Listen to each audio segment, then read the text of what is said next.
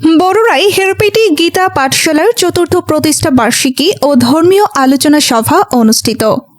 বিস্তারিত দেখুন বিএনটিভির নিজস্ব প্রতিনিধির তথ্যচিত্রে।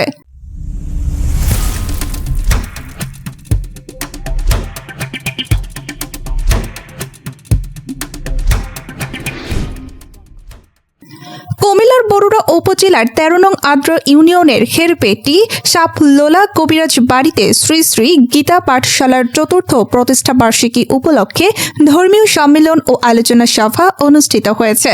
শনিবার শ্রী শ্রী শীতলা মাতার মন্দির প্রাঙ্গণে দিনব্যাপী এ আয়োজন অনুষ্ঠিত হয়। অনুষ্ঠানে প্রধান অতিথি হিসেবে উপস্থিত ছিলেন সাবেক সংসদ সদস্য ও কুমিল্লা দক্ষিণ জেলা বিএনপির সভাপতি জাকারিয়া তাহির সুমনের প্রতিনিধি আবু নাসের মানিক। বিশেষ অতিথি হিসেবে উপস্থিত ছিলেন ইঞ্জিনিয়ার বাবু শ্রীযুক্ত মানিকলাল মজুমদার। এছাড়াও উপস্থিত ছিলেন মোহাম্মদ সোহেল পারভেজ মজুমদার, ইঞ্জিনিয়ার বাবু সুমন কর এবং প্রকৌশলী বাবু বিধান চন্দ্র মজুমদার, শ্রীযুক্ত বাবু দুলাল চন্দ্র দাস। অনুষ্ঠানে সভাপতিত্ব করেন গীতা পাঠশালা হেরপেটির সভাপতি শ্রীযুক্ত বাবু ডাক্তার ক্ষিতীশ চন্দ্র দাস।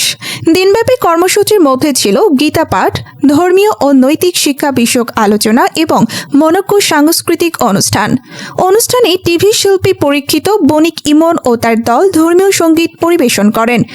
এদিন স্বর্গীয় নকুল চন্দ্র দাসের স্মরণে উত্তম চন্দ্র দাস, মানিক চন্দ্র দাস, নিমাই চন্দ্র দাস ও সুজন চন্দ্র দাসের উদ্যোগে ৬৫ জন নারী পুরুষের মাঝে বস্ত্র বিতরণ করা হয়।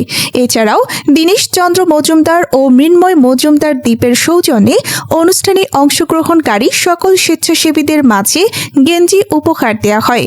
আয়োজকরা জানান, ধর্মীয় শিক্ষা ও মানবিক মূল্যবোধ সমাজের সর্বস্তরে ছড়িয়ে দিতে এ ধরনের আয়োজন ভবিষ্যতেও নিয়মিতভাবে অব্যাহত রাখা হবে।